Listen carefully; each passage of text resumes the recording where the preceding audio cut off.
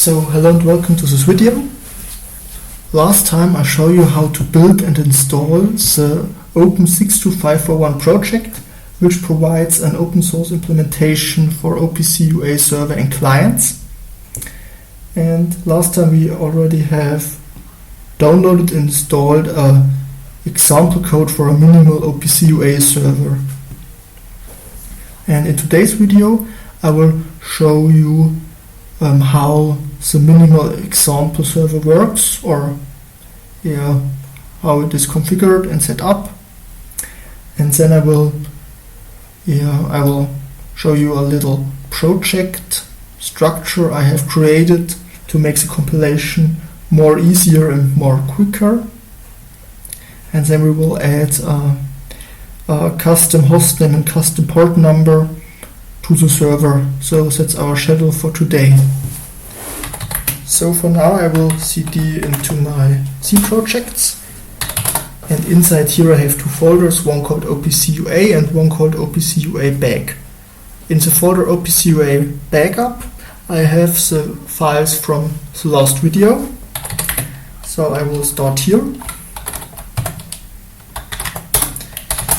Here are the 4 files we needed the last time. The my server is the binary file of the compiled minimal example of the server. My server.c contains the source code for the minimal server, and these 2 files contain all the necessary defines and functions to build and to set up the minimal example server. So let's take a look inside the source code of the server. I will start from the top. We need this include to have all the necessary defines and functions for the server. These are just 2 standard C headers. Here we define a global variable called running and we set it to true. And this function, the stop handler, will stop our server if it's running. This function will be executed if you are pressing Ctrl C on your keyboard, and the function UA log info will write some logging information to an output. Here we write to the standard output.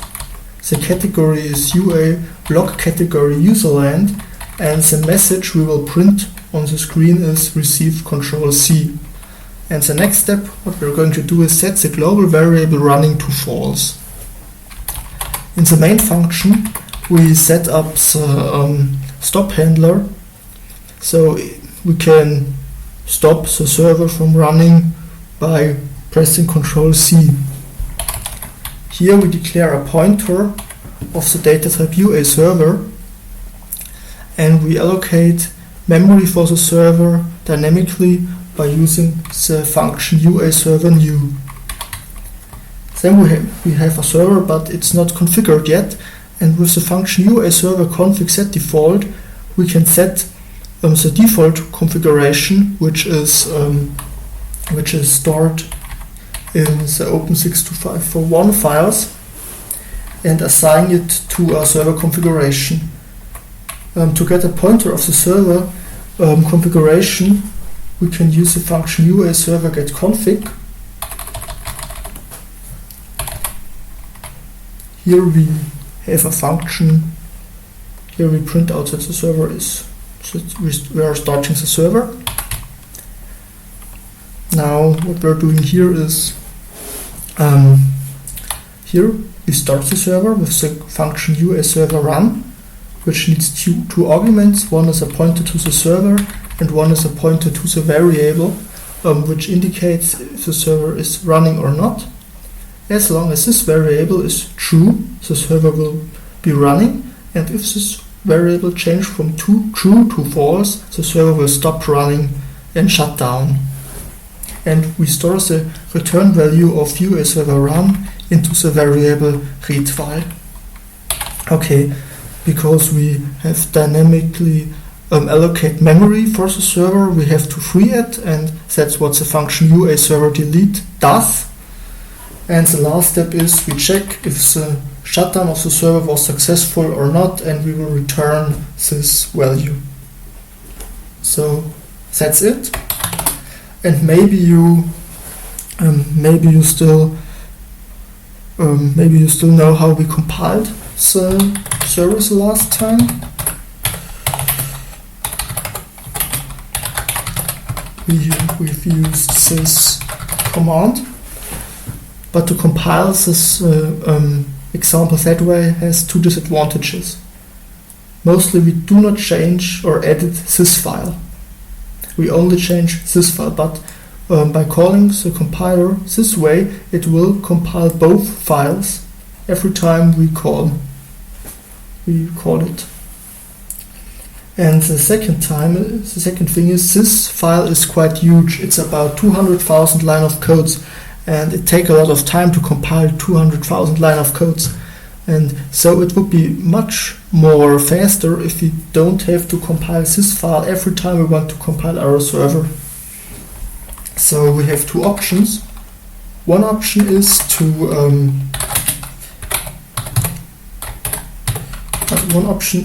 compile this file into an objects file. We could do this with this command. And then take the object file as an input, or the other option is to write a little make file. And that what I was doing. So let's go into this folder, and here you can see I have set up a little project structure. The folder Open62541 contains now the Open62541 files, and the folder server contains our my server files and a make file which explains how to build the project. So let me open it up. So I hope you know how a workfile works, a make file works. If you don't, there are a lot of good tutorials on YouTube who show you how a make file works, but mostly you just give a target here and the dependencies which are needed to build the target, and down here you have the commands to build the target, and that's it. So to build the target my server, we need the Open62541.o file and the myserver.o file. And if these two files aren't available, down here I define how to build them. So you can build this file with this command, and this object file with this command, and you can build the target my server with this command. Using a make file has the advantage that make will check which source files have changed and will only compile the files that have changed. So this command will be only executed once, because after that we won't change the source file. And these two commands here are to clean the project. It will remove all the object file in our server folder, and it will remove the my server binary file. And make run will start our server. That's it. So let's execute. Okay, let's remove the my server.o file, and then compile the whole thing. Of course, this will take a little while.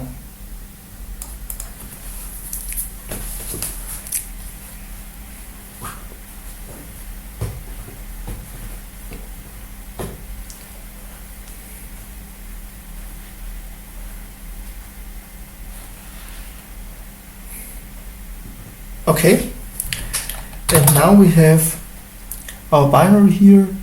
Here's our object file, and inside the Open62541 folder is the object file Open62541.o.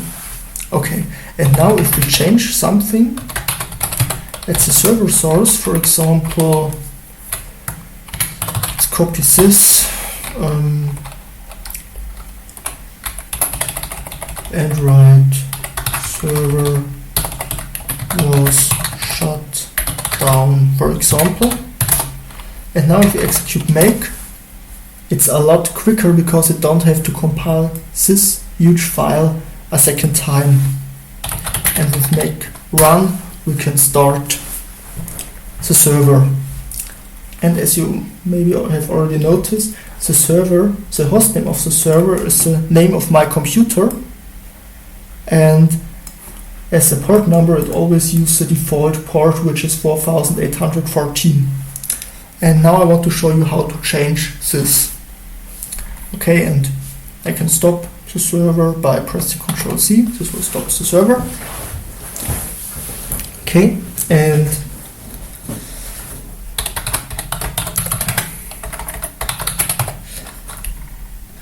by typing something like this, hostname port number. So I will change the program that you can give it two arguments. One argument is the hostname or the IP address at which the server should run, and the other one is the port number at which the server is listening.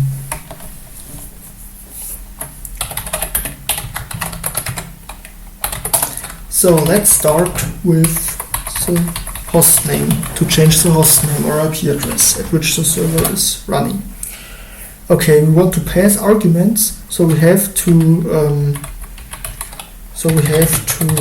define some arguments which can be given the main function, and these arguments are the number of arguments which are passed to the program, and the arguments and the array with all the arguments we passed to the program as strings. Okay, so now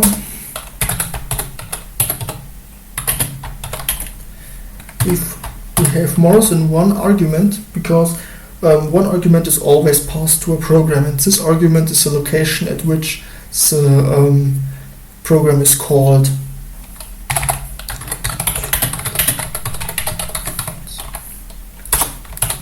So if only one, if this is bigger than one, we know we have a hostname or IP address available.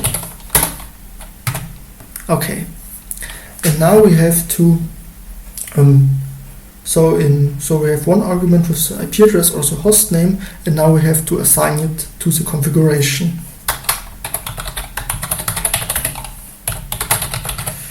So I will create a new variable, a UA string called hostname. Now we have to initialize the variable.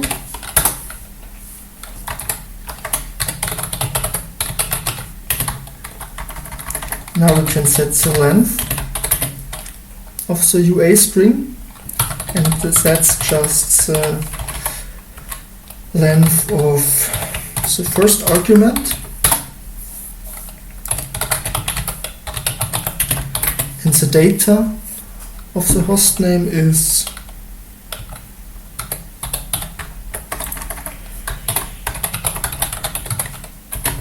okay. We have to convert the first argument from a string to UA bytes. So mostly what we did here was copy some hostname from Sternchen to Open62541 to an Open62541 variable, and now we have to change the configuration. We can do this by calling the function UA server config set custom hostname. And we have to pass two arguments. One argument is configuration of the server, which is stored here, and the other and then we have to give the hostname or the IP address you want to set it to, and then we have to give a 0. So that's how we assign a host name. So now let's test if this works. At first we have to recompile the source. Okay. One argument.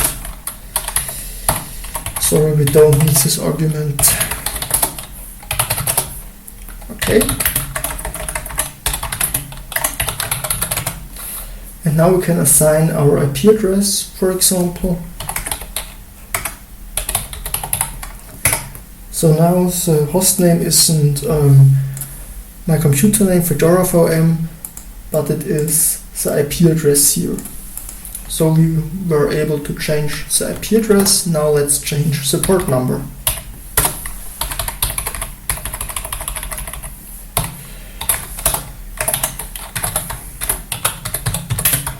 So if we have more than 2 arguments available,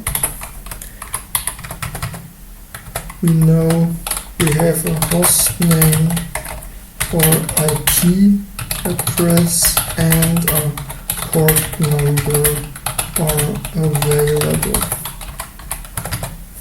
Okay. At first we have to copy the port number into a Open62541 variable. So I will create a UA int variable called port number, which is the second argument we passed converted to an integer. And now we have to set the server config set minimal. Set this to a minimal configuration. This is the only way we can change the port number. And as arguments, we of course need this one, so a pointer to the configuration of the server. Then we have to assign our port number, and here we have to pass the 0. So that's how to change the port number. But let's imagine we want to set the port number. Then we set the config twice, one time here and one time here. But it's enough to set the config once. So I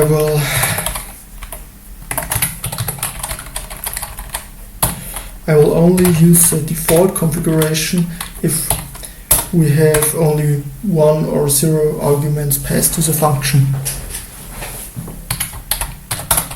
So let's build the project. And now we should be able to set a custom hostname or IP address and a custom port number. I will set the port number to 12345. And now, as we can see, we have a server running on the IP address 10.0.2.15, and it's listening to this port number. So the last thing I want to show you is how to test your server. And you can do this by using a Python module called free OPC UA.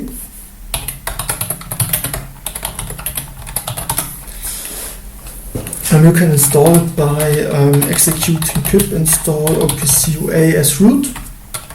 And if you have installed it, you can open up a Python shell. And from the module OPC UA, we will import a client, which we will connect to the server. And we will create an object of the client. And we have to give the address and the port number of the server. With client connect, we can connect to the client, and as you can see here in the log, a new secure channel was opened, and we are connected with our client to our server. And now, for example, we can